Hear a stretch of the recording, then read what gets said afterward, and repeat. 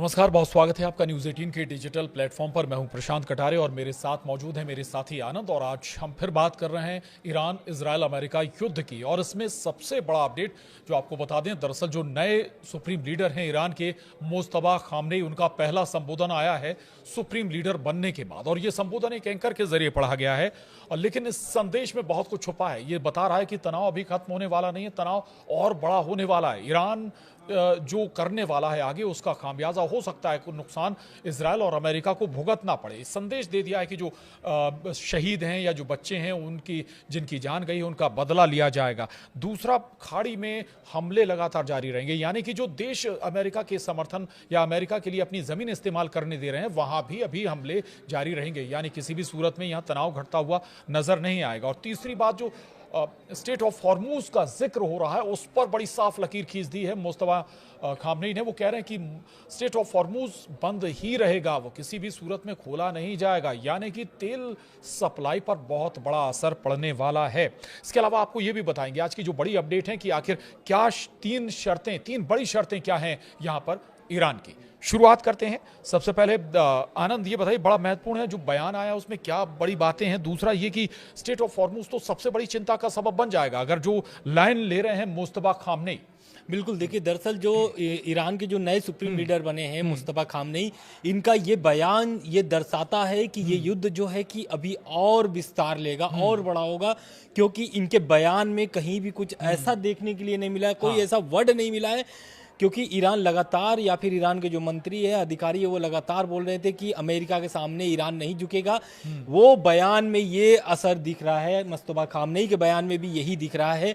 और ऐसे समय पे बयान आया है जिस समय में तनाव बढ़ता ही जा रहा है। 13वां दिन है मिडिल ईस्ट में। जिस तरीके से युद्ध चल रहे हैं इन तीनों देशों के बीच में, और अरब देश बीच में पिसा रहा है, तो कहीं ना कहीं ये जो खामनेई साहब का बयान आया है, क्योंकि मुस्तफा खामनेई साहब जो हैं, उनके बयान से ये दर्शाता है कि स्टेट ऑफ हॉर्मुज जो है वो बंद ही रखा जाएगा, साथ ही साथ खाड़ी देशों पर हमले जारी रहेंगे। उन्होंने साफ तौर से ये संबोधन में अपनी बातें रखी हैं, और ये संबोधन दरअसल वो खुद आकर के टेलीविजन पर नहीं दिए हैं।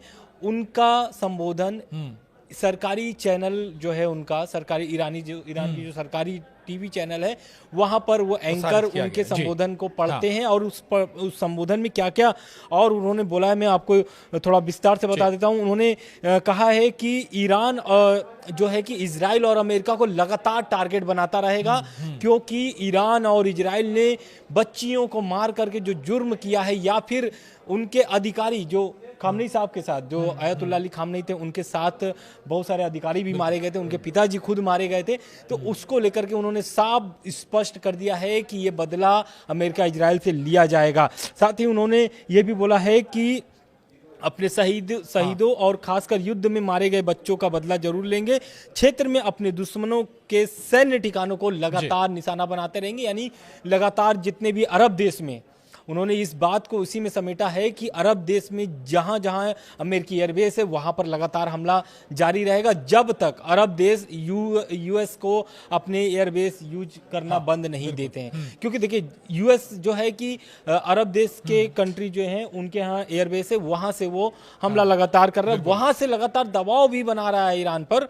इसको लेकर के बहुत चिंता जताया है मुस्तफा खामनेई ने। उन्होंने एक बात और कही है, उन्होंने कहा है कि हम अल्लाह के नाम से यह वादा करते हैं कि शहीदों का बदला लिया जाएगा, विशेष रूप से उन बच्चों का जो अमेरिका इजराइल के हमलों में मारे गए थे। बिल्कुल, बहुत महत्वपूर्ण बात आपने कही। दूसरा, हालांकि इजराइल पहले ही जो नया सुप्रीम लीडर मुस्तफा खामनेई बने हैं, उनको पहले से ही खतरा बता रहा है कि भाई वो भी उसी लाइन पर चलने वाले हैं जो आयतुल्लाह अली खामनेई जो जिस लाइन पर चल रहे थे। हालांकि ये भी इंफॉर्मेशन निकल कर आई थी कि शायद बयान सामने, मीडिया के सामने इसलिए नहीं दिया कि उनके पैर में चोट भी है। दूसरा, एक खतरा वाला मसला भी है, मुस्तफा खामनेई के ऊपर खतरा भी है। लगातार इजराइल और अमेरिका की निगाह है, भाई चाहते हैं कि कोई भी अब नया लीडर स्टेब्लिश ना हो पाए, उस धारा पे ना चल पाए। बिल्कुल, तो ऐसे में सुरक्षा, एक तो ये बात। दूसरा, ये भी बताया जा रहा कि ईरान ने कुछ बड़ी शर्तें रख दी हैं बातचीत के लिए। क्या शर्तें हैं, थोड़ा सा उस पर भी रोशनी। बिल्कुल, देखिए, ये जो टेलीविजन पे नहीं आना, क्योंकि आपको भी पता है कि मुस्तफा खामनेई को हल्की चोटें आई थी,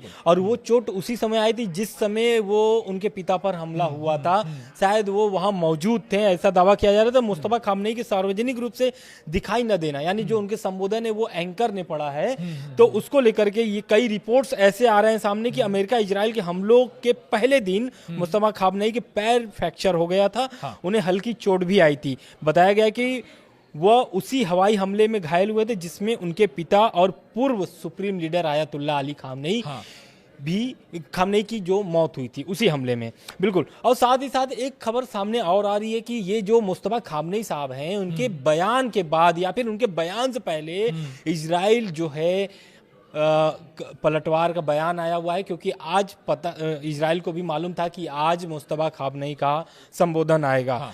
और उस पर उन्होंने इजरायली मीडिया का क्या प्रतिक्रिया है, इजरायली मीडिया क्या कह रहा है, मैं इसको थोड़ा सा विस्तार देता हूं। इसको ये थोड़ा जानकारी इस पर भी जरूरी है, क्योंकि इजराइल जो है कि लगातार ईरान पर हमला जारी रख रहा है। तो इजरायली मीडिया का कहना है कि ईरान के नए जो सुप्रीम लीडर हैं मुस्तफा खामनेई को संभावित टारगेटेड किया जा रहा है, यानी कि उनको भी ईरान के जो पूर्व सुप्रीम लीडर है आयतुल्लाह अली खामनेई को जिस तरीके से टारगेट किया जा रहा था, उसी तरीके से मुस्तफा खामनेई को भी टारगेट किया जा रहा है। साथ ही साथ आज दिन भर यही खबरें चलती रही कि 3 शर्तें ईरान की क्या हैं, उन 3 शर्तों से क्या युद्ध मिडिल ईस्ट में खत्म हो जाएंगे, क्योंकि देखिए मिडिल ईस्ट में लगातार तनाव बढ़ रहे हैं, 13 दिन हो गया है, लेकिन ईरान जो है अपने मिसाइलों का जो जकीरा है, जो उनके पास बहुत सारे मिसाइल सिटी है, मिसाइल सिटी जो कि उनके जमीन के पहाड़ों के नीचे गहराई में है, जमीन से 500 मीटर नीचे बनाई गई है। अब वहां से वो मिसाइलें लगातार निकाली जा रही है। और अभी कल तो ऐसी खबरें भी सामने आई थी कि इजराइल पर और या फिर उनके जो एयरबेस है, यूएस के एयरबेस है, उन पर टारगेट किया जा रहा है। तो कौन कौन से मिसाइलों का टारगेट किया जा रहा है उसकी भी जानकारी दी गई थी। अब रह गई 3 शर्तें की, तो वो 3 शर्त जो है ईरान के जो राष्ट्रपति हैं मसूद पेजेस्कियान ने, उन्होंने दरअसल सोशल मीडिया प्लेटफॉर्म पर एक्स पर एक पोस्ट डाला है और उन्होंने उसमें लिखा है कि रूस और पाकिस्तान के नेताओं से बात करते हुए मैंने इस इलाके में शांति के लिए, यानी कि मिडिल ईस्ट में शांति के लिए ईरान के वादों को फिर से पक्का किया है। यानी कि उन्होंने 3 शर्तें रखी हैं। पहला शर्त यही है कि ज़ायोनी शासन यानी कि इजराइल और अमेरिका की वजह से शुरू हुई ये लड़ाई जो है कि खत्म करने का एकमात्र तरीका यही है कि कानूनी अधिकारों को पहचानने मतलब कि एक तरीके से उनका ये कहना है कि जो अधिकारी हैं उनको मान्यता दें, साथ ही जो इस युद्ध में जो ईरान को नुकसान हुआ है उसका भरपाई करें, साथ ही भविष्य में किसी भी हमले के खिलाफ अंतर्राष्ट्रीय गारंटी देना होगा। ये 2 चीजें समझनी हुई। एक तो ईरान भरपाई मांग रहा है जो नुकसान हुआ है।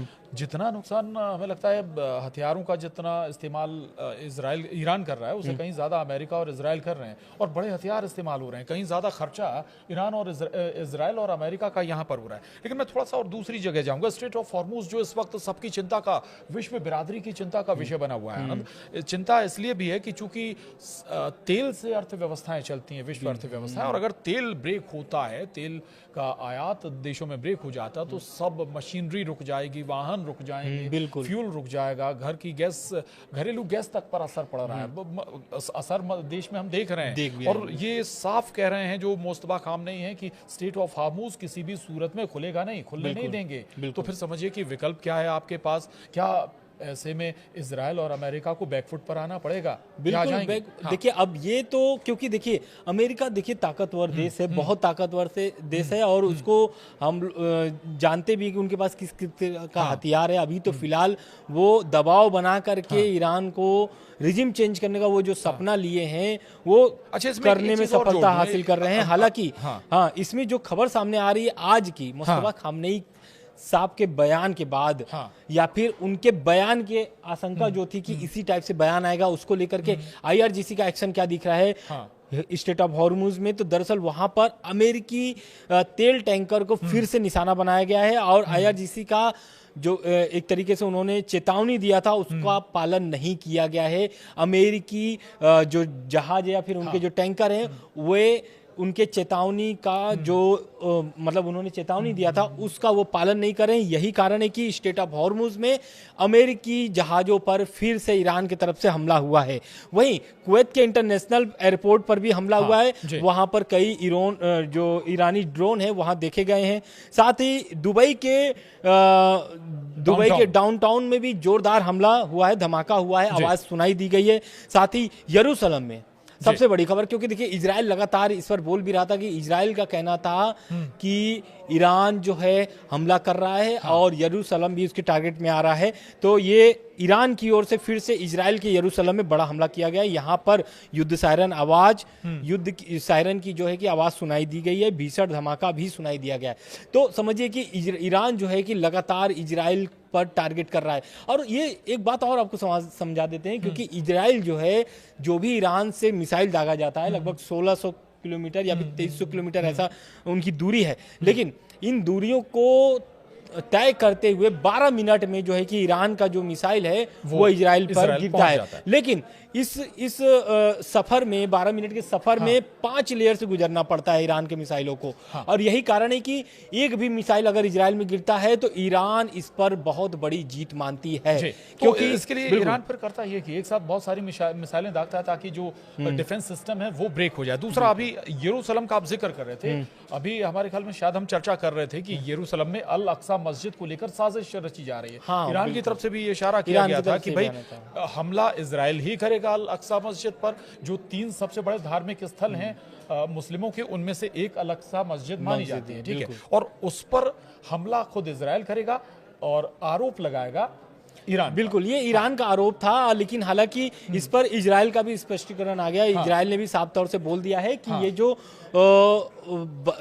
रोका गया है अल-अक्सा मस्जिद में, दरअसल पिछले जुमे की नमाज में जब नमाज नहीं पढ़ी दी गई, और उसका इजराइल ने स्पष्ट भी कर दिया था कि नमाज इसलिए नहीं पढ़ी दी गई है क्योंकि ईरान की तरफ से लगातार हमला हो रहा है, और इस हमले को देखते हुए, सुरक्षा को देखते हुए यहाँ पर एक तरीके से नमाज नहीं पढ़ने दिया गया है, बंद कर दिया गया है। बिल्कुल। अच्छा, इटली के सैन्य बेस पर भी हमला हुआ है, बहरीन में भी अमेरिकी के 5वें नौसैनिक बेड़े पर धमाका किया गया। यानी कि अमेरिका के बेड़े हों, इजराइल से जुड़े ठिकाने हों, अमेरिका ठिकाने हों, सुरक्षित कोई नहीं है। नहीं, सुरक्षित कोई नहीं है।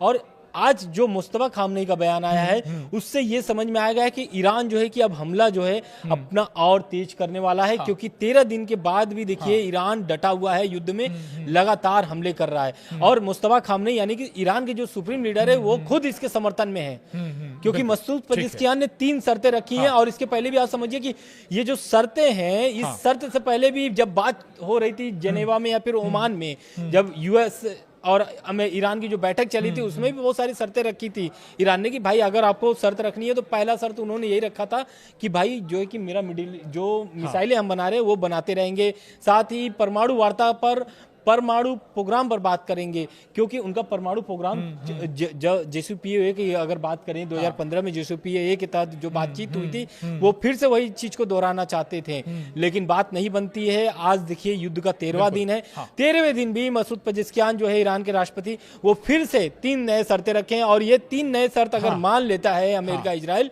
तो शायद युद्ध मिडिल ईस्ट में खत्म हो जाए। तो 13वां दिन है, 13वें दिन तक की अपडेट हमने आपको दी है, आखिर कहां ईरान टारगेट कर रहा है और ईरान पर क्या हुआ है, ईरान के साथ क्या हुआ है। और दूसरा, जो मुस्तफा खामनेई है उन्होंने साफ बता दिया है कि अगला जो टारगेट या जो लाइन है जो लेकर चल रहा है ईरान, वो क्या होगी, किसी भी सूरत में बख्शा नहीं जाएगा, लंबा चलेगा। IRGC पहले ही कह चुका है कि हम 10 साल तक की तैयारी कर बैठे हुए हैं। आगे भी आपको इस युद्ध से जुड़ी अपडेट देते रहेंगे। आज के लिए इतना ही। नमस्कार।